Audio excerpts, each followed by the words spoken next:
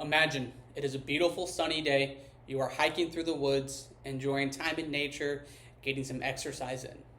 Or you're at home, enjoying a time off, free from work, and disaster strikes. You fall down a hill, um, you fall off of a shower, hurt your leg, and you're trapped and incapacitated. You call EMS 911, expecting the best team arrive to help you in your situation. And you want that best team. I'm here to persuade you on why emergency medical services should require an annual national physical standard to meet. My knowledge of this comes from my time working as an emergency medical technician and my 6 years as a United States Navy corpsman. To make this argument, I will cover common injuries in EMS, provider burnout, and mental health. The most common injuries reported by emergency medical services are musculoskeletal in nature. That means lower back, shoulder injuries. According to a study done by Dropkin in 2015, participants reported that the patient's weight, lifting techniques, numbers of equipment, physical fitness, and lack of trust in their partners were major contributing factors to injuries that they had experienced. Since emergency medical providers cannot plan their day-to-day emergency calls, they need to be ready in order to perform the tasks required. Having a national standard that needs to be kept will give the providers a nice regimen to follow, keeping them on track. With a standard of fitness, these risk factors are kept in check and drastically reducing those musculoskeletal injuries. Provider burnout. Emergency medical services is an already demanding, stressful job that asks a lot of the providers without giving much in return.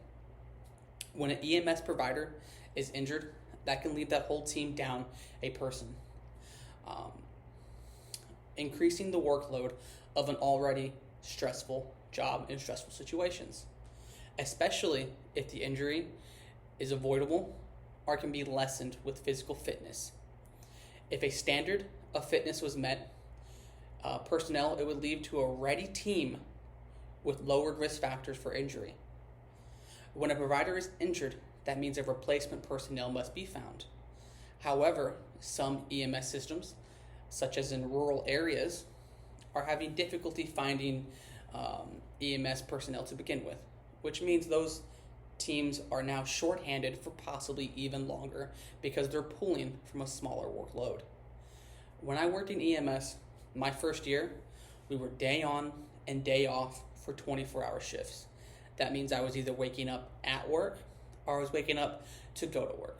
I saw many of my coworkers angry, frustrated at the leadership, blaming them for how the system was being run.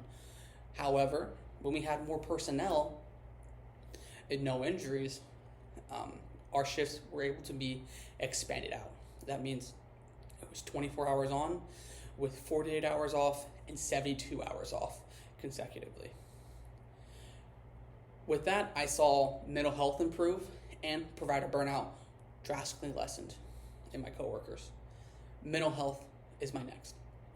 Routinely monitoring and checking in with the providers to assess their mental health is just as important as physical health.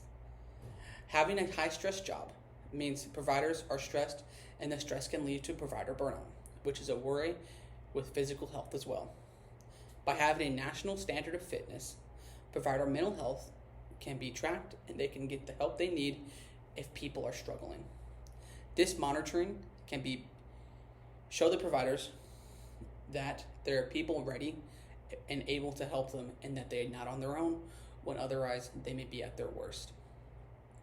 Someone experiencing a mental health crisis is not keeping their physical health as they should, and they need to focus on the things they need to be doing in order to keep them ready for the job they signed for. Many providers leave the EMS field because of burnout.